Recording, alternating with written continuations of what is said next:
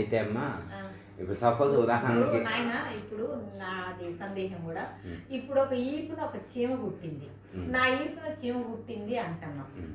అల్లో నుంచి ఆ వెలుగు తప్పిన తర్వాత బండెడు కట్టల్లో వేసి కాలుతున్న అమ్మాను అయ్యాను. ఇప్పుడు కడుపులో నొప్పి ఎన్ని అంటానికి కారణం వాళ్ళ కట్టెలు వేస్తే పలకదు, ఇవాళ నొప్పి అంటుంది, ఎవరుంటే అంటుంది. ఓకే అనుకున్నాం. ఇప్పుడు నిద్రపోతున్నారమ్మా. ఇప్పుడు నిద్రపోయేప్పుడు కూడా లోపల చైతన్యం ఉందా లేదా? అప్పుడు కూడా ఒక చీమ ఎక్కి పాకుతుంది, ఏమైనా గుర్తించగలుగుతుందా? గుర్తించట్లేదు. అప్పుడు మరి చైతన్యం ఉన్నట్ట లేనట్ట? మరి ఎందుకు గుర్తించట్లేదు? అంటే స్పర్శ లేకుండా నిద్రపోయింది. అయితే అమ్మా వీటన్నిటిని సుఖాలు దుఃఖాలు అనుభవించేది మనసు, చైతన్యం కాదు. చైతన్యం పరిధిలోకి రావు ఇవన్నీ, రావు. మరి మనసు అది ఉంటేనే కదా ఇవన్నీ, అసలు కరెంట్ ఉంటేనే కదా జీరోలు ట్యూబ్ లైట్లు ఫ్యాన్లు ఇవన్నీ తిరిగేది. అసలు కరెంట్ లేకపోతే ఇవన్నీ ఉండవు. కాకపోతే ఏంటంటే అమ్మా మనసు, ప్రాణము, శరీరం ఈ మూడింటికి సంబంధించినవి దుఃఖాలు సుఖాలు కష్టాలు ఇవన్నీ.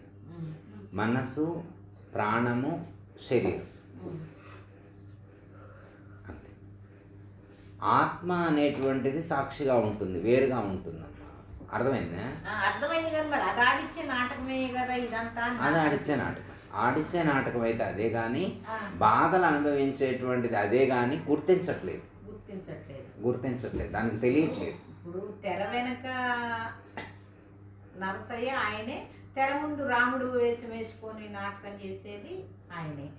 అయితే అమ్మా ఇక్కడ ఏంటంటే అమ్మా మనస్సుని శరీరంతో అటాచ్మెంట్ చేయకుండా ఉంటే, మనసుని శరీరంతో అటాచ్మెంట్ చేయకుండా ఉంటే మీకు చీమలకు పాకినా ఏం కాదు, పాములు పాకినా ఏం కాదు, తేలు పాకినా ఏం కాదు. మనసు శరీరంతో అటాచ్ అయి ఉంటేనే ఇవన్నీ తెలుస్తాయి. మనసు శరీరంతో అటాచ్ కాలేదనుకోమ్మా, ఇందులో ఆత్మ ఉన్నా కానీ ఏం చేయలేదు.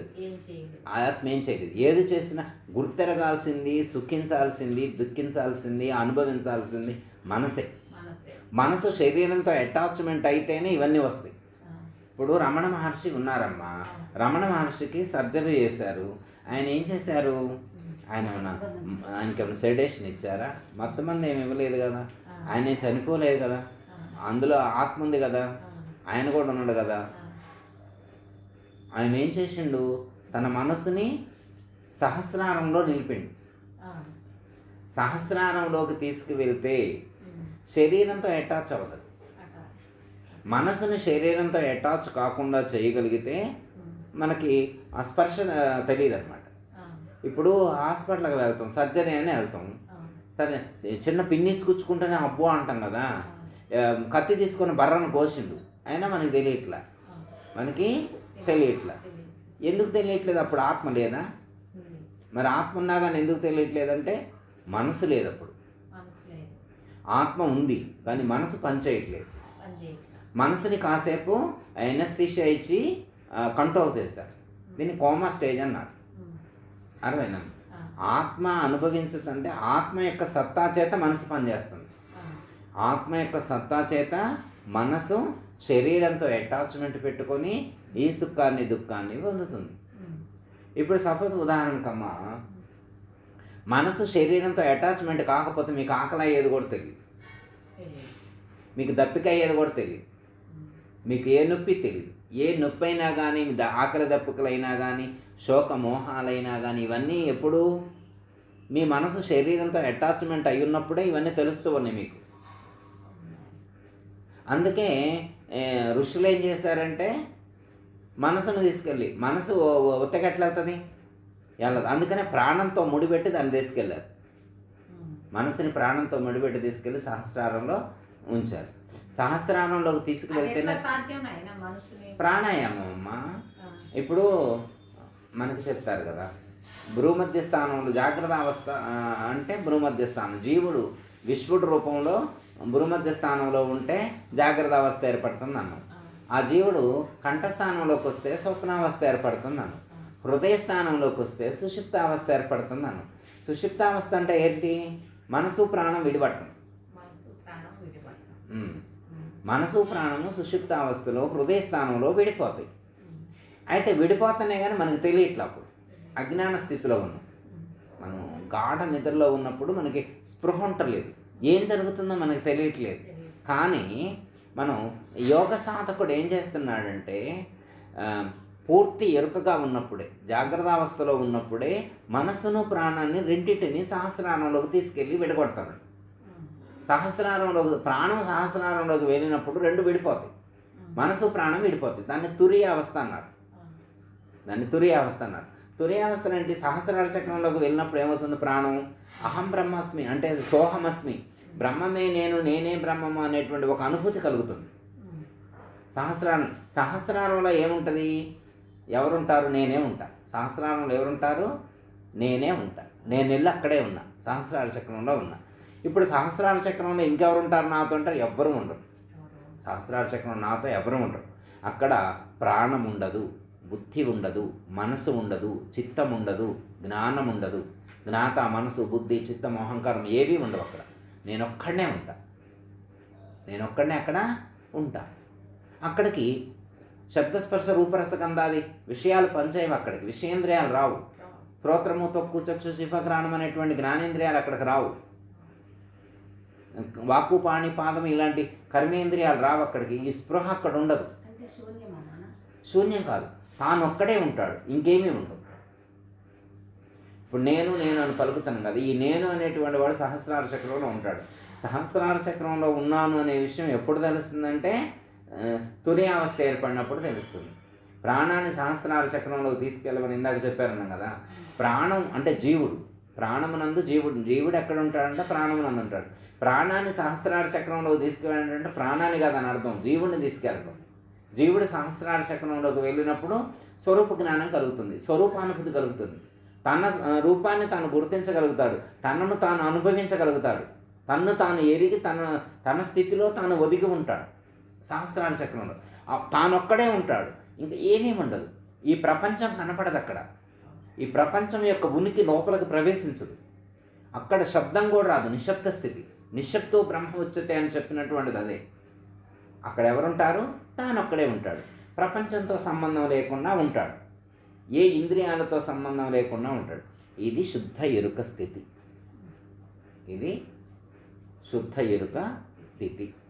ఇలాంటి శుద్ధ ఎరుక స్థితి దీన్ని తురియము అన్నారు. మరి బాగానే ఉంది కదా, ఎందుకు కాదు? మరి ఋషులందరూ చేసేది అదే కదా. అంటే ఋషులందరూ చేసేది అదే. అది వాళ్ళ మీద పుట్టలు పెరిగినా, పాములు బాకినా వాళ్ళకి తెలవకుండా అదే. అంటే అమ్మా, జాగ్రత్త, స్వప్నము, సుషుప్తి, తురియం అని చెప్పారు కదా. మరి తురియాతీతం అంటే కదా చెప్పింది వేరే. మరి ఇంతవరకు ఇది సాధన చెప్పారు కదా. ఇది మన భగవద్గీతలో చెప్పారు, నాయనగారు కూడా చెప్పారు. మనకి సాంఖ్య విచారణ అయిపోయిన తర్వాత లాస్ట్లో నాయనగారు రాశారు, జాగ్రత్త అవస్థ వివరము, స్వప్నావస్థ వివరము, సుషుప్తావస్థ వివరము, తురియావస్థ వివరము అని నాయనగారు పుస్తకంలోనే, పరిపూర్ణ సుబోధరత్నావళి పుస్తకంలోనే రచించారు నాయనగారు తురియావస్థ గురించి. తురియావస్థలో నేను ఒక్కడనే ఉంటాను. తురియావస్థలో నేను ఒక్కడనే ఉంటాను కదా. అది శుద్ధ ఎరుక స్థితి అంటే. అప్పుడు తనకి ఇంకా శరీరానికి ఏమి జరిగినా అతనికి తెలియదు. శరీరానికి ఏం జరిగినా ఏం తెలియదు. ఆకలి దక్కులుండవు, నిద్ర మెలకువలుండవు, ఏ స్పృహ ఉండదు. మరి ఈ శుద్ధ ఎరుక స్థితి వచ్చి అదే బ్రాహ్మీ స్థితి అంటే, అదే జీవ బ్రహ్మైక్యం అన్న, అదే బ్రహ్మానందానుభూతి అన్న, మౌన నిర్గుణ ధ్యాన స్థితి అంటారు కదా, అదే స్థితి. ఇప్పుడు అది కలిగింది కదా. ఇప్పుడు అది కలిగితే జన్మరహితం అవ్వాలి కదా. శుద్ధ ఎరుక స్థితి అదే కదా, అంతకు మించి లేదు కదా. మనం ఎక్కడి నుంచి అయితే మెట్లు దిగొచ్చినామో ఆ మెట్లన్నీ దాటుకుంటూ పై మెట్టుకి ఎక్కినాం, లాస్ట్ ఫైనల్ మెట్టుకి ఎక్కినాం, సహస్రారంలోకి చేరుకున్నాం. సహస్రారంలోకి చేరుకున్నామంటే ఆవరణలన్నీ నిశ్చేదితం అవుతాయి. ఇంకా ఇలాంటి ఆవరణలు ఉండవు. అర్థమైందమ్మా? ఎలా ఉంటుందంటే సమిష్టి జ్ఞానంతో ఉంటాడు, వ్యష్టి జ్ఞానం కాకుండా సర్వము తానై ఉంటాడు. ఇప్పుడు అడుగుతారు అప్పుడప్పుడు, మరి అంతటా నేనే ఉన్నా అని చెప్పినప్పుడు, మరి అంతటా ఉన్నప్పుడు ఆ జ్ఞానం నాకు కలగట్లేదుగా అంటాడు.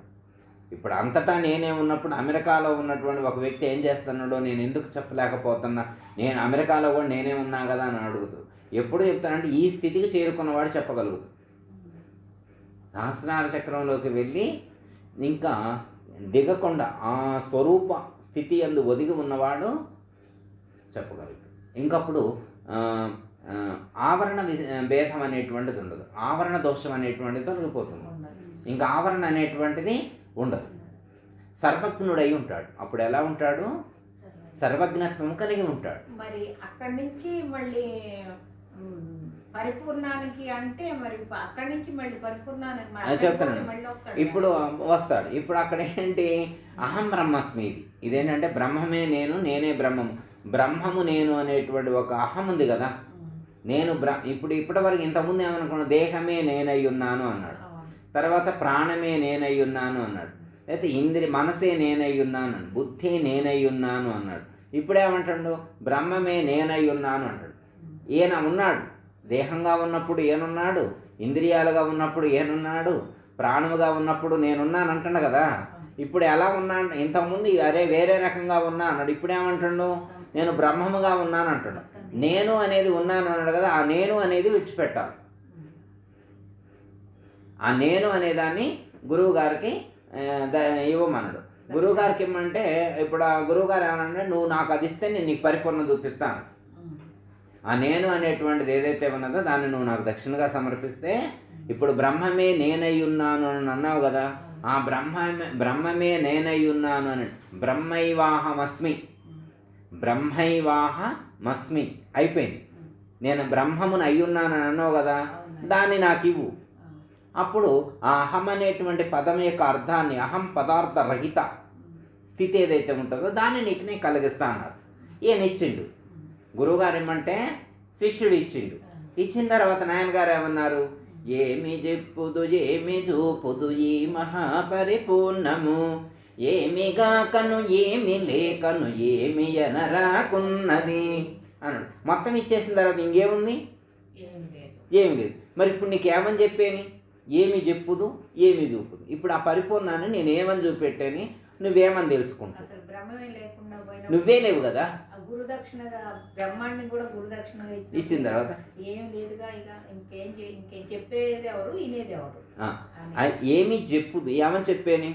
ఇప్పుడు పరిపూర్ణాన్ని గురించి నీకు చెప్పాలనుకో, నీకేం అర్థమైంది పరిపూర్ణాన్ని? దానికి ఏమన్నా రూపం ఉంటే అది నల్లగుందనో, ఎర్రగుందనో, తెల్లగుందనో, పచ్చగుందనో చెప్పాలి. పొట్టుగుందనో, పొడుగుందనో ఏదో ఒకటి చెప్పాలి. దానికి నా రూపం లేదు కదా. ఏమైనా పేర్లు ఉన్నాయా దానికి? బట్ట బయలంచు దీనికి మొట్టమొదలు పేరు లేదు. మొదమన ఎరుకే పుట్టి పేరు బట్టి పట్టుకలు ఎవ్వాడలేక పారిపోవునురా అన్నారు. అసలు దానికి మొట్టమొదటి పేరే లేదండి. ఇది పుట్టిన తర్వాతే అది ఒకటి ఉందని చెప్పి దానికి ఇదే పేరు పెట్టి పిలిచింది. బట్ట బయలనేది ఒకటి ఉంది, నా తర్వాత అది ఉందని ఇదే చెప్పింది. అసలు అదేం మాట్లాడాలి? అది నేను ఉన్నాను అనలేదు, నేను లేను అని అనలేదు. బట్ట హైలన్స్ దానికి మొట్టమొదటి పేరు లేదు. మొదమున ఎరుకే పుట్టి పేరు పెట్టి, ఇదే పుట్టి పేరు పెట్టింది అన్నమాట. దీనికి ఒక పేరు పెట్టుకుంది ఎరుకని, దానికి పరిపూర్ణం అనే పేరు ఒకటి పెట్టుకుంది. ఉందని చెప్పి ఒక పేరు పెట్టుకుంది. మరి అలా ఉన్నటువంటి దాన్ని నేను ఏమని చెప్పాను? దాని గురించి ఏమని చూపెట్టేని? ఏమి చెప్పుదు ఏమి చూపుదు ఈ మహాపరిపూర్ణం, ఏమి గాకను ఏమి లేకను ఏమి అనరాకున్నది. అది ఏమి గాకను, అది ఏమీ కాదు. నువ్వు ఇప్పటి వరకు నువ్వు ఏదైతే అనుకుంటున్నావు పరిపూర్ణం అట్లుంటుంది ఇట్లుంటుంది అని నువ్వు ఏదైతే ఊహించుకున్నావో అట్లాంటిది అయితే ఏది కాదు. పరిపూర్ణం అనేది ఒక ఇల్లు కాదు, ఒక తల్లి కాదు, ఒక తండ్రి కాదు, ఒక అక్క కాదు, ఒక చెల్లి కాదు, ఒక అన్న కాదు, ఒక బెడ్ కాదు, ఒక ఇల్లు కాదు, ఒక బంగారం కాదు, ఒక కారు కాదు, ఏదీ కాదు. నువ్వు ఏదైతే అనుకుంటున్నావు అనుకున్నది ఏమీ కాదు. నువ్వు అనుకున్నది ఏమీ కాదు, ఏమీ కాదు, ఏమీ కానిది. ఏమీ చెప్పుదు ఏమీ చూపుదు ఏమీ గాకను ఏమీ లేకను. నువ్వు ఇప్పుడైతే ఏదేదైతే ఊహించుకుంటున్నావో నువ్వు అనుకున్న ఏవి అందులో లేవు. నువ్వు అనుకున్నటువంటివి ఏవి అందులో లేవు. ఏమీ లేకను ఏమీ అనరాకున్నది, అది ఏమీ అందు. ఓ పరిపూర్ణమా, నువ్వు ముదర్శనంగా నువ్వు తిట్టిన అయ్యగారు వాడతారు ఈ పదం. నువ్వు తిట్టు, అదేమందు. నువ్వు పొగుడు, నువ్వు చాలా మంచిదానివను, నువ్వు దేవతవను, దేవుడు వను, అదేమి నిన్ను మాట్లాడు, తిరిగి మాట్లాడు, అది ఏమీ అందు. ఎతో వాచ నివర్తంతే అప్రాప్య మనసా అన్నారు. అది వాక్కుచే వచించడానికి కానీ మనసుతో ఊహించి విజువలైజ్ చేయటానికి కూడా వీలు లేనటువంటిది అని చెప్పారు. అర్థమైంది? అయితే అమ్మ ఈ ఎరుకను విడిచిపెట్టిన తర్వాత అప్పుడు ఏమున్నదంటే ఈ ఉత్త బట్ట బయలు తప్ప ఇంకేమీ లేదు. ఇంకా నువ్వు ఎతకటానికి పరిపూర్ణము తప్ప పరిపూర్ణమునకు ఇతరమేదీ లేదు. అక్కడ ఏముంది? అక్కడ పరిపూర్ణం ఒక్కటే ఉంది. పరిపూర్ణం ఒక్కటే ఉంది. మరి ఆ పరిపూర్ణాన్ని నువ్వు ఎలా గుర్తిస్తావు అంటే సంజ్ఞ అన్నది. దీన్ని ఏమన్నారు? ఈ సంజ్ఞ గురువు గారు సూచించేటువంటి ఇలాంటి సంజ్ఞ ద్వారానే గుర్తించాలి. మనకి నాయన గారు కందార్థం చదివారు. గురుమూర్తి చూపకున్నను పరిపూర్ణం బెట్లు తనకు ప్రత్యక్షమగున్. గురుమూర్తి చూపెనేనియు పరిపూర్ణము తనకు లెస్స ప్రత్యక్షమౌరా చూస్తూనే ఎరుక పారిపోవునురా. ఎరుక పోయిన వెనుక ఇక్కడ చాలా ముఖ్యమైన పదం. ఎరుక పోయిన వెనుక ఎవరు ఆ ప్రత్యక్షాన్ని ఎరిగి ఇట్టిది అట్టిది అని ఎరిగించేవారటు మీద. ఇప్పుడు ఎరుక పోయింది అనుకున్నాం ఇందాక. బ్రహ్మైవాహమస్మి అనేటువంటి ఆ ఎరుకని గురువు గారికి దక్షిణగా ఇచ్చారు. మరి గురువు గారికి దక్షిణగా ఇచ్చిన తర్వాత ఎరుక పోయిన వెనుక ఎవరా ప్రత్యక్షాన్ని ఆ ప్రత్యక్షమైనటువంటి పరిపూర్ణాన్ని దర్శించేవాడెవరు? అర్థమైందమ్మా? ఎరుక పోయిన వెనుక ఎవరా ప్రత్యక్షాన్ని ఎరిగి అట్టిది ఇట్టిది అని ఎరిగించేవారు ఇంకెవరుంటారు? అసలు ఎరిగేవారెవరు? ఎరిగించేవారెవరు? మళ్ళీ ఏమని చెప్పారు? గురుమూర్తి చూపకున్నను పరిపూర్ణం బెట్లు తనకు ప్రత్యక్షమగును. ఇది గురువు యొక్క సూచన ద్వారా మాత్రమే తెలియబడేటువంటిది. గురువు యొక్క సంజ్ఞ ద్వారా మాత్రమే దర్శించేటువంటి అవకాశం ఉన్నటువంటి స్థితి పరిపూర్ణం. అర్థమైందమ్మా? గురుమూర్తి సూచన చేస్తేనే అది అర్థమవుతుంది, తెలుస్తుంది. చూపెట్టిన తర్వాత నువ్వు చూసినావు. చూడాలంటే ఏంటి? ఎరుక పోయిన వెనుక. అసలు ఎరుక పోయిన వెనుక ఎరుక పోతే మళ్ళీ పరిపూర్ణం ప్రత్యక్షం అన్నారు. ఇది ఎక్కడ దాపరికం లేదు, చాటు లేదమ్మా.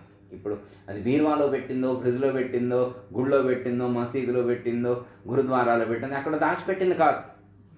నాయన గారు ఏమని చెప్పారు? ఎంత స్పష్టంగా చెప్పారు. మరుగులేక నెయ్యున్న పరము ఎరుగ శక్యముగా నిదనెను. మరుగులేక నెయ్యున్న పరము ఎరుగ శక్యముగా నిదనెను. మరుగు సద్గురు చేరి తెలిసిన పరము తెలియుట సులభమనెను. ఎంత మంచి మార్గమోయమ్మా సద్గురుని బోధ. ఎంత మంచి మార్గమోయమ్మ. మరుగు లేకనే ఉందట. దాన్ని ఎవరు దాచిపెట్టలేదు. దానికేమి క్లాతులు కప్పి కానీ ఏమీ దాచిపెట్టలేదు. మరుగు లేకుండా ఉంది. ఎక్కడుంది? సర్వత్రా నిండి నిబిడీకృతమై ఉన్నది. ములుగుచ్చ సందు లేకను కలిగి ఉన్నది పట్టబయలు గదరామాయ అన్నారు. ములుగుచ్చటానికి కూడా సందు లేకుండా సర్వత్రా నిండి నిబిడీకృతమై ఉన్నది. మరుగు లేకనే ఉన్నది. మరి మరుగు లేకుండా అంతటా ఉంటే పిపీలకు అది బ్రహ్మ పర్యంతము. చరాచర జగత్తునంతటా లోపల వెలుపల అనేటువంటి నిర్ణయం లేకుండా ఆవరణకు లోపల వెలుపల అంతటా అదే నిరాకరణమై వ్యాపించి ఉంటే అలాంటి పరిపూర్ణాన్ని మరి దర్శించవచ్చు కండి. మరుగు లేకనే ఉన్నది కానీ ఎరుగ శక్యము కానీ మనం ఎరగటానికి వీలుగా లేదు. ఎందుకు? అంతటా ఉన్నా కానీ మనం దర్శించలేము. అందుకే గురువు యొక్క సహాయం తీసుకోవాల్సినటువంటి అవసరం వచ్చింది.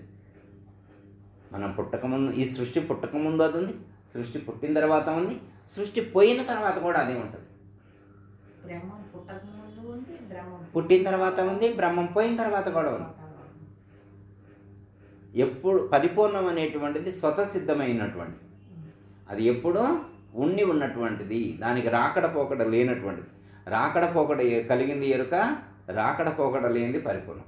జనన మరణాలు ఉన్నది ఎరుక, జనన మరణాలు లేనటువంటిది పరిపూర్ణం. సంకల్ప వికల్పాలు ఉన్నది ఎరుక, సంకల్ప వికల్పాలు లేనటువంటిది పరిపూర్ణం. సాకార నిరాకారములతో కూడి ఉన్నటువంటిది ఎరుక, సాకార నిరాకారం లేనటువంటిది పరిపూర్ణం. సగుణ నిర్గుణాలతో కూడి ఉన్నటువంటిది ఎరుక, సగుణ నిర్గుణాలు లేనటువంటిది సాకారం తానై ఉంది, నిరాకారం తానై ఉంది. బ్రహ్మం బ్రహ్మం సాకార నిరాకారాలుగా ఉన్నటువంటి బ్రహ్మం ఇది. సాకార నిరాకారాలు లేనటువంటి కేవల నిరాకారం పరిపూర్ణం. ఎరుక అన్నా బ్రహ్మం అన్నా ఒకటే. ఎరుక అన్నా బ్రహ్మం అన్నా ఒకటే. అర్థమైనా? ఇది ఎరుక, అది పరిపూర్ణం, సర్వత్రా అదే హ్యాపీనెస్. ఈ ఎరుకను గురువుకు దక్షిణగా సమర్పించి తాను లేను అనేటువంటి ఒక నిశ్చయంతో ఉంటే చాలు. ఇది సాధకుడు చేయవలసింది. ఎప్పుడు లాస్ట్ స్టేజ్లోకి రావాలి. ఇవన్నీ ఇప్పుడు సాధకుడికి ఆరంభ దశలో ఇంత చెప్తే అర్థమైద్దామా ఏమన్నా? వాళ్ళకి అర్థం కాదు కదా. అందుకే నాయన గారు ఏం చేశారు, ఫస్ట్ సాంఖ్యం చెప్పారు, తారకం చెప్పారు, అమనస్కం చెప్పారు, మహావాక్యాలు చెప్పారు, ఎరుకను కూర్చు చెప్పారు, కూలంకుషంగా చెప్పారు.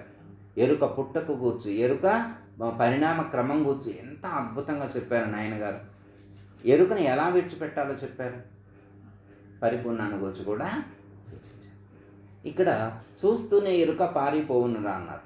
చూస్తూనే ఎరుక పారిపోను. చూడండి పైద్యం చూద్దాం, ఈ స్టూల్ పైద్యం చూడండి, ఈ కుర్చీని చూడండి పైద్యం చూద్దాం, కదులుతుంది ఏమన్నా? కదలట్లేదు.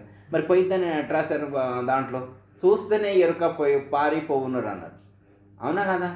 గురుమూర్తి చూపకున్నను పరిపూర్ణం పెట్లు తనకు ప్రత్యక్షమగును, గురుమూర్తి చూపెనేని పరిపూర్ణము తనకు లెస్స ప్రత్యక్షమౌరా.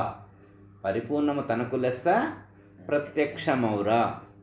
చూస్తూనే ఎరుక పారిపోవున్నారు. ఎప్పుడైతే పరిపూర్ణం ప్రత్యక్షమైందో అప్పుడు ఎరుక తనంతట తానే లేకుండా పోతుంది. దీనికి నాయన గారు ఒక చిన్న ఎగ్జాంపుల్ చెప్పారు అప్పట్లో, మీరు వినే ఉంటారు, అయినా మళ్ళీ ఒకసారి గుర్తు చేస్తాను. మీకు నేను ఒక మాట అంటే మీకు ఎమ్మటే గుర్తుకొచ్చింది, మీకు అంత జ్ఞాపక శక్తి ఎక్కువ నాకు తెలుసు. ఒక ఊరిలో ఒక పండిట్టు వేదాలను నేర్పుతూ ఉన్నాడు. పిల్లలందరూ వచ్చి నేర్చుకుంటున్నారు. అక్కడ ఒక వేద పాఠశాల దగ్గరలోనే, వాళ్ళ దగ్గరలోనే పనిచేసే అబ్బాయి కూడా ఒక అబ్బాయి వస్తూ ఉన్నాడు రోజు. ఆ అబ్బాయి పని చేసుకుంటూ వేదం నేర్చుకున్నాడు. ఆ అబ్బాయి పని చేసుకుంటూ వేదం నేర్చుకున్నాడు. వీళ్ళందరూ ఓన్లీ వేదమే నేర్చుకున్నారు, ఆ అబ్బాయి పని చేసుకుంటూ వేదం నేర్చుకున్నాడు. ఇప్పుడు వీళ్ళందరికీ జన్యం ఉంది, బ్రాహ్మణుడు, ఇవన్నీ పట్టటోపాలు ఉన్నాయి. కానీ ఆ పిల్లవాడికి ఏమీ లేవు, కానీ విద్య మొత్తం వచ్చింది. కొన్ని రోజులు అయిన తర్వాత విద్య మొత్తం పూర్తయిపోయిన తర్వాత ఎటోళ్ళు అంటూ గురువుగారికి దక్షిణ సమర్పించి వెళ్ళిపోయారు. ఈ అబ్బాయికి తెలుసు కానీ ఏమీ చేయలేడు. మనసులోనే గురువుగారికి నమస్కారం చేసుకున్నాడు. వేదమైతే నేను నేర్చుకున్నా అంటే ఊరుకుంటాడు. అప్పట్లో మంచి ఎక్కువ స్ట్రిక్ట్ ఉండేది కదా. శూద్రుడు వేదం చదివితే నాలుగు కొయ్యాలని ఎప్పుడో పాతకాలం రోజుల్లో అనేవాడు కమ్మ. అందుకని నేర్చుకున్నది కూడా చెప్పలేదన్నమాట. అట్లా మరి ఎక్కడ ఇబ్బంది అవుతామని చెప్పి ఆయన చెప్పలేదన్నమాట. కొంతకాలం అయిన తర్వాత ఇక్కడ ఉంటే మరి విద్యను ప్రదర్శించడం కుదరదు కదా అని చెప్పి ఒక దూర ప్రాంతం వెళ్ళిండు. ఆ దూర ప్రాంతం వెళ్ళిన తర్వాత కొంచెం కట్టు బట్ట మార్చిండు అనమాట, వేషధారణ మార్చిండు, కొంచెం నామాలు పెట్టుకున్నాడు, కొంచెం రుద్రాక్షలు ధరించిండు, జంధ్యం ధరించిండు. ఇప్పుడు ఒక పండిట్ లాగా వేషధారణ వేసుకున్నాడు. ఒక చోట ఒక రూమ్ అద్దెకు తీసుకొని పలానా సోన్సో పండిట్ పలానా అని పెట్టిండు. పెడితే ఫస్ట్ ఒక్కొక్కరు రావడం మొదలుపెట్టారు. ఈయన అద్భుతమైనటువంటి ఉచ్చారణ అనమాట, స్పష్టంగా ఉచ్చరిస్తున్నాడు. అందరికీ కూడా చాలా మంచిగా అనిపిస్తుంది అనమాట ఈయన చేసేటువంటి క్రియలు, పెళ్ళిళ్ళు కానీ ఇవన్నీ. ఈయనకి ఒకళ్ళిద్దరు కాదు, 100 మంది ఈయనతో కార్యక్రమాలు చేర్చుకుంటున్నారు. ఈయన ఒక్కడే వెళ్ళలేక ఈయనే ఒక 100 మంది అసిస్టెంట్ను పెట్టుకున్నాడు. ఈయన పెద్ద పెద్ద కార్యక్రమాలకైతే ఈయన వెళ్తారు అనమాట. చిన్న వాటికి అసలు వెళ్ళడం అనమాట, చిన్న వాటికి వెళ్ళడం అనమాట. అంత రేంజ్ పెరిగిపోయింది. ఇప్పుడు ఆయన పెద్ద పండిట్ అయింది కదా. ఒకరోజు ఒక చోట ఒక పండిట్ వాళ్ళ ఇంట్లో పెళ్లి చేయడానికి నేను వెడి చేస్తారు. మరి పెద్దవాళ్ళు కాబట్టి ఈయనే వెళ్ళాల్సి వచ్చింది అనమాట. ఈయన వెళ్ళింది అనమాట. అక్కడ కూర్చొని అంటే మొత్తం కలిపి ఒక 5-6 సంవత్సరాలు అవుతుందేమో ఈ మొత్తం జరిగి ఇంత డెవలప్ అవడం. ఇప్పుడు ఆయన పెళ్ళికి వెళ్ళి అక్కడ కూర్చుంటాడు, పీటల మీద వాళ్ళందరూ కూర్చుంటారు, పెళ్లి చేయడం. ఇలా చూస్తూ పెళ్లి మొత్తం జరుగుతూ ఉన్నటువంటి స్టార్టింగ్ టైంలోనే ఉంటే ఈయన వేదం నేర్చుకున్నటువంటి ఆ గురువు గారు ఆ పెళ్ళికి వస్తున్నాడు. ఇప్పుడు ఆయన అటు నుంచి వస్తుండు. ఇప్పుడు ఈ అబ్బాయి చూసి నాకు ఈయన గుర్తుపడతారు ఊరికనే, వాళ్ళ దగ్గరే ఈయన పనిచేసింది. ఎక్కువ గ్యాప్ కూడా 5 సంవత్సరాలేగా జరిగింది, ఊరికనే గుర్తుపడతారు. మరి ఏందిరా నువ్వెట్లా ఎప్పుడైనా పండిట్ అని అంటే ఈయన పండిట్ కాదు పలానా సోన్స్ అని చెప్తే ఏమైతే ఇక పండిట్ పోతారు కదా, పోస్ట్ అయింది కదా. ఇప్పుడు మరి ఆయన ఏమన్నా నేను చెప్పిండ, ఏం చెప్పాలి, ఆయన వస్తుంటేనే లేచి పారిపోయాడు. అదేనమ్మా, నిజాన్ని చూసినప్పుడు అబద్ధం తనంతట తానే లేకుండా పోయింది. నిజాన్ని చూసినప్పుడు అబద్ధం తనంతట తానే లేకుండా పోయింది. అలాగే ప్రత్యక్షమైనటువంటి పరిపూర్ణాన్ని చూసినప్పుడు పరిపూర్ణము తనకు ప్రత్యక్షమౌరా. ఎప్పుడైతే పరిపూర్ణము కనుక ప్రత్యక్షమైందో, ఎప్పుడు ప్రత్యక్షమైందో అప్పుడు అబద్ధమైనటువంటి ఎరుక తనంతట తానే లేకుండా పోతుంది.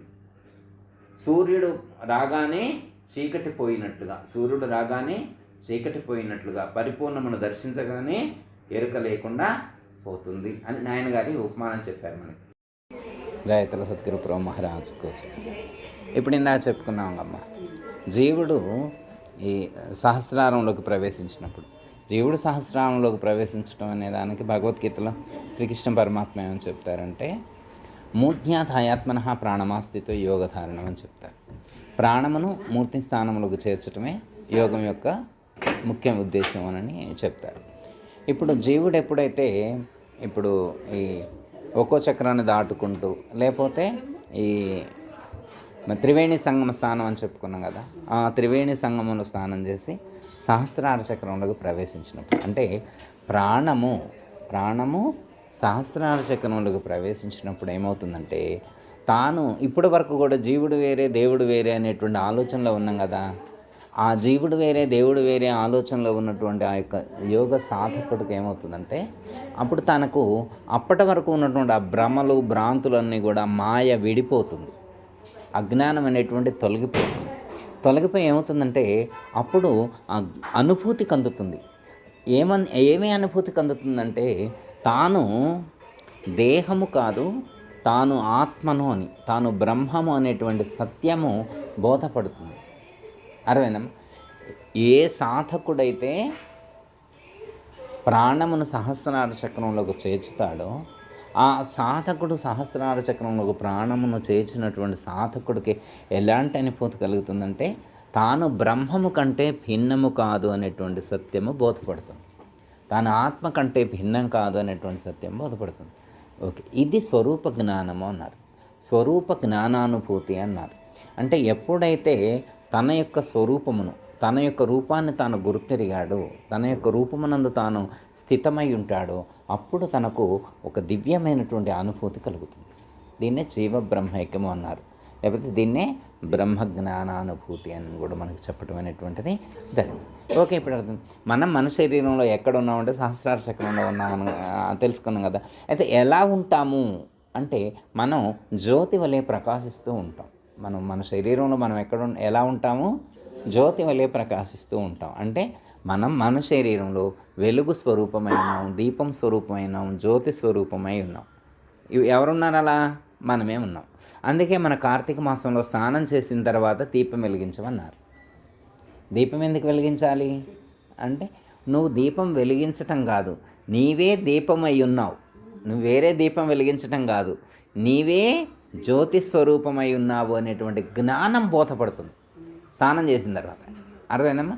ఇప్పుడు మనకు అర్థమైంది కదా, స్నానం చేస్తే ఏమవుతుంది? మలినం పోతుంది, మాయ తొలగిపోతుంది.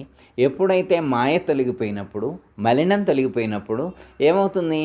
నీవే జ్యోతి స్వరూపమై ఉన్నావు అనేటువంటి సత్యము మనకు బోధపడుతుంది. ఇదే విషయాన్ని భగవద్గీతలో శ్రీకృష్ణ పరమాత్మ ఆదిత్య వర్ణం తమసహ పరస్తాత అని చెప్తారు. ఇదే విషయాన్ని శ్వేత ఉపనిషత్తులో కూడా ఇదే భావాన్ని చెప్తారనమాట.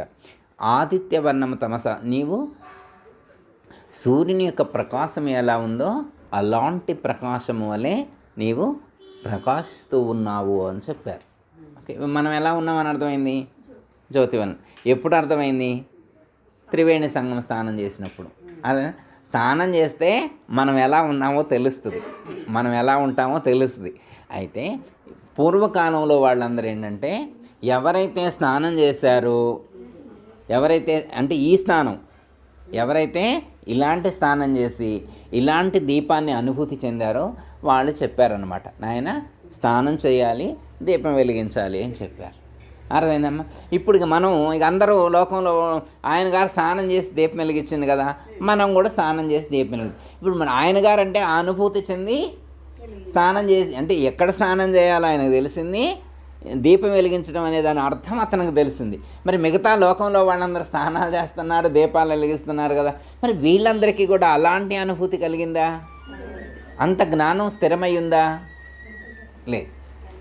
ఓకే, అర్థమైంది కదా. ఇప్పుడు స్నానం ఎందుకు చేయాలి, దీపం ఎందుకు వెలిగించాలి అనేటువంటిది, దీపం వెలిగించే ముందు కూడా బొట్టు పెట్టుకుంటారు. ఇక్కడ స్నానం చేయంలోనే ఏం చేస్తారు? బొట్టు పెట్టుకుంటారు. బొట్టు పెట్టుకున్న తర్వాత దీపం వెలిగిస్తారు. స్నానం చేయటం అంటే ఈ లోపల ప్రాణాన్ని సహస్రార చక్రంలోకి తీసుకువెళ్ళటం. అర్థమైందమ్మా? బొట్టు పెట్టుకోవడం అంటే ఇక్కడే నీవు ఉన్నావు అని, నీవు ఇక్కడే ఉన్నావు అని అర్థాన్ని సూచించడం కూడా బొట్టు ఇక్కడ పెట్టుకుంటారు, లేదా పైన పెట్టుకుంటుంది. సహస్ర చక్రాన్ని సూచించేటువంటిది, ఆజ్ఞా చక్రాన్ని సూచించేటువంటిది. బొట్టు పెట్టుకోవటం అంటే ఇక్కడే నువ్వు ఎక్కడున్నావు, నీ శరీరంలో నువ్వు ఎక్కడున్నావు అంటే ఇక్కడే ఉన్నాను అని తెలియజేయటం కోసం. అర్థమైందమ్మా? స్నానం చేయటం అర్థం తెలిసింది. నీ శరీరంలో నువ్వెక్కడున్నావు అంటే ఇక్కడున్నావని అర్థమైంది. తర్వాత దీపం వెలిగిస్తే నీవు లోపల, నీ శరీరం లోపల నీవు జ్యోతి వలె ప్రకాశిస్తూ ఉన్నావు అనేటువంటి సత్యము మనకి బోధపడింది. ఇది ఫస్ట్ గురుముఖతః ఉపదేశం తీసుకోవడం వల్ల కలిగేటువంటి మొదటి ప్రయోజనం. ఇది ఇలా కలుగుతుంది, ఈ ప్రయోజనం కలుగుతుంది. అంటే తాను పరమాత్మ స్వరూపం అనేటువంటి జ్ఞానము దృఢమవుతుంది. ఓకే, అర్థమైందమ్మా? మరి తాను పరమాత్మ స్వరూపం అయితే మరి చుట్టూ ఉన్నటువంటి వాళ్ళు పరమాత్మ స్వరూపాలు అవునా కాదా? తాను పరమాత్మ స్వరూపం అయితే తన చుట్టూ ఉన్నటువంటి వాళ్ళు కూడా పరమాత్మ స్వరూపాలే అనేటువంటి జ్ఞానం కలుగుతుంది. ఇందులో దేవుడు ఉన్నాడంటే ఇది దేవాలయమే కదా. ఇది ఎలాంటి కదిలే దేవాలయం. ఇది ఎలాంటి దేవాలయం? కదిలే దేవాలయం, మూవబుల్. ఇది అటు ఇటు కదిలేటువంటి దేవాలయం. మిగతా దేవాలయాన్ని కదలకుండా అక్కడే ఉంటాయి, కానీ ఇది కదిలే దేవాలయం. కదిలే దేవాలయంలోనే కదలని దైవం ఉన్నాడు. కదిలే దేవాలయంలో కదలని దైవం ఉన్నాడు. అంటే దేవాలయమే అటు ఇటు కదులుతుంది, కానీ మరి ఇందులో దేవుడు ఉన్నప్పుడు మరి దేవుడు కూడా కదలాలి కదండి, మరి కదలని దేవుడు అని ఎందుకు చెప్తున్నారు అని ప్రశ్న. అర్థమైందమ్మా? దేహం కదులుతుంది, ఓకే, ఇది అర్థమైంది. కానీ దేవుడు కదలట్లేదన్నారు. ఎందుకు? ఇందులో ఉన్నటువంటి ఆత్మ ఎందుకు కదలట్లేదు? ఇందాక మీరు అన్నారు కదా, మరి శరీరాన్ని విడిచిపెట్టిన తర్వాత ఆత్మ వెళ్ళిపోయిద్దా, ఎక్కడికి పోయిద్ది, ఎలా ఉంటుంది ఏంటి అని ఒక ప్రశ్న అనుకున్నాం కదా. మరి ఇప్పుడు ఇందులో దైవం ఉన్నాడని తెలిసింది. అయితే ఈ జ్ఞానం దృఢమైనప్పుడు తానే కాదు తన చుట్టూ ఉన్నటువంటి వాళ్ళందరిలో కూడా ఒకే దైవం ఉన్నాడు అనేటువంటి సత్యాన్ని గుర్తెరగగలుగుతాడు. కొన్ని మానవుల్లోనే అంటే కాదు, పశుపక్షి క్రిమికీటకాది సమస్త ప్రాణులన్నింటి యందు కూడా ఒకే చైతన్యము ప్రకటితమవుతుంది అనేటువంటి సత్యాన్ని క్రమేపీ అర్థం చేసుకోగలుగుతాడు. తర్వాత కదిలే వాటి ఎందే కాదు, కదలని వాటి యందు కూడా చరాచర జగత్తునందంతటా కూడా ఆ యొక్క పరమాత్మ స్వరూపమే అనుస్యూతమై వ్యాపించి ఉన్నది అనేటువంటి సత్యాన్ని గుర్తెరగగలుగుతాడు. అర్థమైందమ్మా? విష్ణు సహస్రనామాలో పరమాత్మ ఒక పేరు పెట్టారు, విశ్వం అన్నారు. ఎప్పుడైనా మీరు విశ్వం అని దేవుణ్ణి పిలిచారా? మీరు విష్ణువు అని పిలుస్తారు, రాముడని పిలుస్తారు, కృష్ణుడు అని పిలుస్తారు. మరి అదేంది భీష్ముడు అలా పిలిచాడు? విష్ణు సహస్రనామాలు చెప్పింది ఎవరు? భీష్ముడే కదా. ఏమని చెప్పాడు? విశ్వం విష్ణుం వషట్కారః అని అన్నారు కదా. ఆ పేరు ఎప్పుడైనా మీరు కానీ, మీ తాత కానీ, మీ అమ్మమ్మ కానీ, మీ నాయనమ్మ కానీ, మీ మేనమామ కానీ, మేనత్త కానీ ఎవరైనా విశ్వం అనే పేరుతో దేవుడిని పిలిచినట్టు విన్నారా మీరు? విన్నారమ్మా? మనం ఎప్పుడైనా జగత్తు ఓ జగత్తాయన మహని ఎప్పుడైనా అన్నమా? అనలేదు. ఎందుకంటే మనం ఎప్పుడు అలా పిలవట్లేదు. కానీ ఈ విశ్వం మొత్తం కూడా భగవంతుడే నిండి ఉన్నాడు అనేటువంటి సత్యం తెలుసుకోవడం కోసం దేవుడు ఈ విశ్వానికి వేరుగా లేడు, ఈ విశ్వానికి భిన్నంగా లేడు. విశ్వమే ఆయన స్వరూపం, విష్ణువు స్వరూపం ఈ విశ్వం. విష్ణువే విశ్వంగా మారాడు, విష్ణువే విశ్వంగా మారాడు. శివుడే జగత్తుగా మారాడు. అర్థమైందమ్మా? శివుడు కంటే జగత్తు వేరుగా లేదు, విష్ణువు కంటే జగత్తు వేరుగా లేదు. అందుకే విష్ణు అని తర్వాత చెప్పారు. విష్ణోహ వ్యాపకశీలత్వ అన్నారు. అంటే వ్యాపకశీలత్వ అంటే ఈ చరాచర జగత్తునందంతటా ఆ యొక్క విష్ణువే వ్యాపించి ఉన్నాడు అనేటువంటి సత్యము బోధపడాలి. ఓకే, అర్థమైంది కమ్మా? ఇప్పుడు ఏమర్థమైంది మనకి?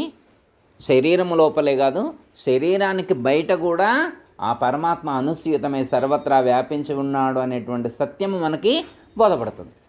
ఓకే, సర్వత్రా వ్యాపించి ఉన్నాడు అనేటువంటి సత్యం తెలుసుకోవాలి. ఓకే, సర్వత్రా వ్యాపించి ఉన్నాడని తెలుసుకున్నాం కదా. ఓకే, అర్థమైంది. సపోజ్ ఇది అర్థం కావడం కోసం అంటే శరీరాన్ని విడిచిపెట్టినటువంటి ఆత్మ ఇంకో శరీరాన్ని ధరించడం కోసం ట్రావెల్ చేస్తుంది అని చెప్పినప్పుడు మరి ఆత్మ అంతటా ఉన్నప్పుడు మళ్ళీ ఇది ఎక్కడికి వెళ్తుంది అనేటువంటి ప్రశ్న వస్తుంది కదా, రాదా అమ్మ? వస్తుంది కదా. చిన్న ఎగ్జాంపుల్ ఒకటి చెప్పి కంక్లూషన్ తర్వాత అయ్యగారు చెప్తారు. ఎట్లా అంటే సపోజ్ ఉదాహరణకి గాలి సర్వత్రా వ్యాపించి ఉంది అంటే నమ్ముతామా నమ్ముతాం కదా. ఆత్మ సర్వత్రా వ్యాపించి ఉంది అంటే ఏం కనపట్టలేదు కాబట్టి ఉందేమో ఓ నమ్మకం ఉందేమో అని అనుకున్నాం. కానీ గాలి విషయంలో ఫుల్ కాన్ఫిడెంట్గా ఉండం. ఎందుకు నమ్ముతాం? ఏమండి గురువుగారు మేము గాలి సర్వత్రా వ్యాపించి ఉందని మేము నమ్మినట్టు మీకు ఎట్లా తెలుసు అని మీరు అడగొచ్చు. అర్థమైందమ్మా? ఎందుకంటే మీరు వస్తా ఆక్సిజన్ బ్యాగ్స్ తెచ్చుకోలేదు. అర్థమైందా? ఎయిర్ బ్యాగ్స్ తెచ్చుకోలేదు. ఎందుకంటే ఇక్కడ ఉంటుంది అనేటువంటి నమ్మకం. మీరు అమెరికా వెళ్తున్నాను అనుకోండి, ఎయిర్ బ్యాగ్ క్యారీ చేస్తారా? లేదా కలకత్తా వెళ్తున్నారు అని ఎయిర్ బ్యాగ్ క్యారీ చేస్తారా? వాటర్ బాటిల్ తెచ్చుకున్నారు కానీ ఎయిర్ బ్యాగ్ తెచ్చుకోలేదు కదా. బెంగళూరు వెళ్తున్నారు ఏమైనా ఎయిర్ బ్యాగ్ ట్రావెల్ చేస్తారా? క్యారీ చేస్తారా? చేయరు. ఎందుకు? బెంగళూరులో కూడా గాలి ఉంటుంది, కలకత్తాలో కూడా, అమెరికాలో కూడా గాలి. అంటే మోసుకుపోవలసిన అవసరం లేదు. గాలిని మోసుకొని పోవలసినటువంటి అవసరం లేదు. శరీరాన్ని మోసుకొని పోతున్నాం. మనం మోసపోయే శరీరమే అటు ఇటు తిరుగుతుంది తప్ప గాలిని మీరు తీసుకొని వెళ్ళవలసినటువంటి అవసరం లేదు. ఫర్ ఎగ్జాంపుల్, ఇప్పుడు సపోజు మీ మనవడు బెంగళూరు నుంచి 2 బెలూన్స్ పంపించాడు. అక్కడే బాగా ఊరి దారం కట్టి ఇక్కడ పంపించిండు. ఎందుకంటే వాళ్ళ తమ్ముడు ఆడుకోవటానికి మీరు 2 బెలూన్స్ పంపించండు. వాళ్ళ తమ్ముడికి ఇచ్చి ఆడుకో అన్నాడు. వాడు పిల్లగాడు జాగ్రత్త తీసుకొచ్చారు. బెంగళూరు నుంచి తెస్తారంట, బెలూన్స్ తెస్తారంటే మామూలు విషయం కాదుగమ్మ. చాలా జాగ్రత్తగా తీసుకొచ్చి వాళ్ళ తమ్ముడికి ఇచ్చారు. వాడు ఆడుకుంటుండు. ఇప్పుడు ఆడుకుంటుంటే వాడు పిల్లగాడు అక్కడ పిన్నీస్ తీసుకుని ఇలా పొడిచిండు. ఒక బెలూన్లో ఉన్నటువంటి గాలి బయటకు వచ్చింది. ఇప్పుడు అది ఊదింది ఎక్కడ? బెంగళూరులో. ఇప్పుడు ఆ గాలి ఊదింది ఎక్కడ? బెంగళూరులో. మరి ఇప్పుడు బెలూన్ ఇట్లా పిన్నిస్తో పొడిచినప్పుడు ఆ గాలి బయటకు వచ్చింది కదా. ఈ వచ్చిన గాలి బెంగళూరు వెళ్ళి కలవాలా? ఇక్కడే కలుస్తుందా? అంటే ఇక్కడ కూడా ఉందా గాలి? అంటే గాలి ట్రాలీ అంటే మనకి ఏమర్థమవుతుంది? అంతటా గాలి అంతటా ఉంది. అర్థమైందమ్మా? ఇక్కడ బెలూన్ పగిలిపోతే ఇక్కడ ఉన్న గాలిలోనే కలుస్తుంది తప్ప మళ్ళీ బెంగళూరు దాకా అది ట్రావెల్ చేయవలసిన అవసరం లేదు. ఎప్పుడు ట్రావెల్ చేస్తే అంటే దానికి ఒక ఆవరణ ఉన్నప్పుడు, ఆ పైన బెలూన్ మొత్తం దారం కట్టున్నప్పుడు, ముడివేయబడి ఉన్నప్పుడు, ఒక బెలూన్లో ముడివేయబడి ఉన్నటువంటి గాలి మాత్రమే ట్రావెల్ చేస్తుంది తప్ప ఆ ముడి లేనటువంటి ఆ గాలి ఏదైతే ఉన్నదో అది ట్రావెల్ చేయదు. అర్థమైందమ్మా? అలాగే అజ్ఞానం అనేటువంటి బంధాలతో కట్టబడి ఉన్నటువంటి జీవుడు మాత్రమే ప్రయాణం చేస్తాడు తప్ప, జీవుడు కూడా ప్రయాణం చేస్తాడని మనకు అర్థం కావడం కోసం అలా చెప్పారు తప్ప ఆత్మ సర్వత్రా వ్యాపించి ఉంటుంది. ఆత్మ ఎటు కదలదు. ఆత్మ కదలటానికి ప్లేసు లేదు. సర్వత్రా అదే నిండినిబిడీకృతం అయి ఉంటే ఎక్కడ లేదని ఎక్కడికి వెళ్తుంది? ఇప్పుడు మీరు ఎక్కడికి వెళ్తారంటే మీ శరీరం కదులుద్ది తప్ప ఆత్మ ఎటు కదలదు అనేటువంటి సత్యము మనకి బోధపడాలి. చిన్న ఎగ్జాంపుల్ దీనికి ఇంకొకటి చెప్తా. పాతదే కానీ మళ్ళీ ఒకసారి గుర్తు చేస్తా. ఒక నక్క భూదేవి దగ్గర 100 వరహాలు తీసుకుందట, అప్పు తీసుకుంది. నక్క లక్షణం ఏంటంటే ఎగ్గొట్టడం నా లక్షణం అన్నమాట. అది చాలా చెప్తారుగా, మోసం చేస్తుంది అని రకరకాలు చీట్ చేస్తారు అన్నమాట. దాని లక్షణమే చీట్ చేయడం అన్నమాట. అయితే ఏమైందంటే ఆ నక్క ఏమనుకుందంటే భూదేవి దగ్గర అప్పు ఎగ్గొట్టాలనుకుంది. నక్క భూదేవి దగ్గర 100 వరహాలు తీసుకొని ఎగ్గొట్టాలనుకుంది. ప్రొద్దుటే లేవంగలోనే పరిగెత్తడం మొదలుపెట్టింది. నక్క భూదేవి అప్పు ఎగ్గొట్టాలని చెప్పి పరిగెత్తడం మొదలుపెట్టింది. ఇప్పుడు ఎంత దూరం పరిగెత్తితే భూమికి అందకుండా వెళ్తుంది? అది ఉన్నదే భూమిపైన. ఇప్పటి వరకు పరిగెత్తినటువంటి 10 కిలోమీటర్ల వరకు భూమి ఉంది. ఇప్పుడు పరిగెత్తేది కూడా భూమి మీదనే. ఇక ముందు పరిగెత్తబోయేటువంటిది కూడా అది భూమికి తప్ప వేరే పరిగెత్తే ఆప్షన్ దానికి లేదు. అర్థమైందమ్మా? అలాగే జీవుడు కూడా లోపల ఉన్నటువంటి ఆత్మ కూడా అట్లే సర్వత్రా వ్యాపించి ఉన్నది. ఆత్మ కూడా అట్లే సర్వత్రా మనం అనుకోవటం అన్నమాట. నక్క ఎలా అయితే అనుకుందో నేను ఎస్కేప్ అవుతున్నా, భూమి నుంచి తప్పించుకొని పోతున్నా అన్నట్లు పోవటమే తప్ప, అర్థమైందమ్మా? సర్వత్రా ఆత్మ వ్యాపించి ఉన్నది. ఈ శరీరాన్ని విడిచిపెట్టినటువంటి జీవుడు ఆత్మ ఎటు వెళ్ళదు. వెళ్ళేది జీవుడు, జన్మకొచ్చేది జీవుడు తప్ప ఆత్మ కాదు. అర్థమైందమ్మా? ఈ సత్యం అంటే జీవుడు వస్తాడంటే ఆవరణతో కూడి ఉన్నటువంటి కర్మలతో కూడి ఉన్నటువంటి వాసనలతో కూడి ఉన్నటువంటి ఏ జీవుడైతే ఉన్నాడో జీవుడు మళ్ళీ జన్మకొస్తాడు, మళ్ళీ అనేకమైనటువంటి శరీరాలను ధరించి ఆ కర్మఫల అనుభవాలను పొందుతాడు. ఏ జీవుడైతే ఇలాంటి ఆత్మజ్ఞానాన్ని పొంది ఆ స్థితిలో ఉంటాడో అప్పుడు ఆవరణ తొలగిపోయినప్పుడు, అజ్ఞానం అనేటువంటి ఆవరణ తొలగిపోయినప్పుడు, కర్మఫలాలన్నీ నశించిపోయినప్పుడు మళ్ళీ జన్మకు రావాల్సినటువంటి అవసరం లేదు. తాను సర్వత్రా వ్యాపించి ఉన్నాను అనేటువంటి సత్యము బోధపడుతుంది. తాను సర్వత్రా వ్యాపించి ఉన్నటువంటి చైతన్యము కంటే తాను భిన్నము కాదు అనేటువంటి సత్యము సాధకుడికి అప్పుడు బోధపడుతుంది. ఆ జ్ఞానం మనకు కలిగినప్పుడు ఇంకా మనం చింతించనవసరం అవసరం. అందుకే జ్ఞానికి శోకమోహాలు లేవు అన్నారు.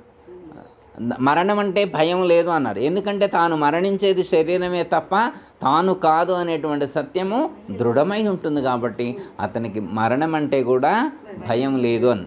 మనకి గురుగీత చదివినప్పుడు కూడా సంసార సాగర సముద్ధరణైక మంత్రం అనేటువంటి శ్లోకంలో వందే మహాభయహరం గురురాజ మంత్రం అని చెప్తారు.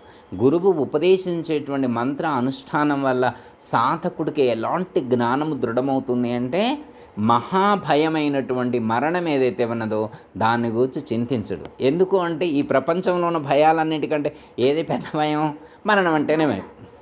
మీలాంటి జ్ఞానం అంటే మరణం అంటే ఏముందిలే టేక్ ఇట్ ఈజీ అనుకుంటారు. ఎందుకంటే మనం అందరం కూడా జ్ఞానంలో ఉన్నాం కాబట్టి, నశించేది శరీరమే కాబట్టి, ఆత్మ నశించదు అనేటువంటి స్థితిలో ఉన్నారు కాబట్టి మీలాంటి జ్ఞానులు భయపడరు. కానీ సామాన్యుల దగ్గరికి వెళ్ళి అడిగితే వాళ్ళు భయపడరా?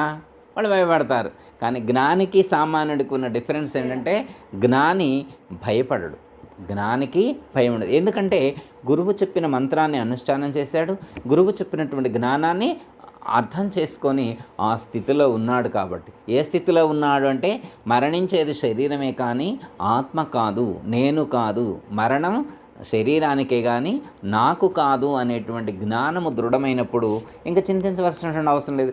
ఎందుకంటే తనకు జననము లేదు కాబట్టి మరణం కూడా లేదు అనేటువంటి స్థితిలో ఉంటాడు కాబట్టి జ్ఞానికి భయం లేదు, మరణం అనేటువంటి భయం లేదు, సర్వత్రా తానే నిండి ఉన్నాను అనేటువంటి సత్యముతో భాషిస్తూ ఉంటాడు. ఓకే, దయతల సద్గురు ప్రభు మహారాజుకి అందరికీ జై గురు. మరిన్ని ఆధ్యాత్మిక రహస్యాల కోసం అచల బోధ, ఆత్మబోధ, భగవద్గీత, అలాగే పండుగల్లో దాగిన అర్థాలు, అంతరార్థాల కోసం మరియు యోగము, ధ్యానము మొదలైన అనేక ఆధ్యాత్మిక తెలుగు ప్రవచనాల కోసం క్రింద ఉన్నటువంటి రెడ్ కలర్ సబ్స్క్రైబ్ బటన్ను క్లిక్ చేయండి. అలాగే ప్రక్కనే ఉన్నటువంటి గంట సింబల్ను నొక్కండి. అలాగే ఈ వీడియో మీకు నచ్చినట్లయితే లైక్ చేయండి మరియు షేర్ చేయండి. జై గురు.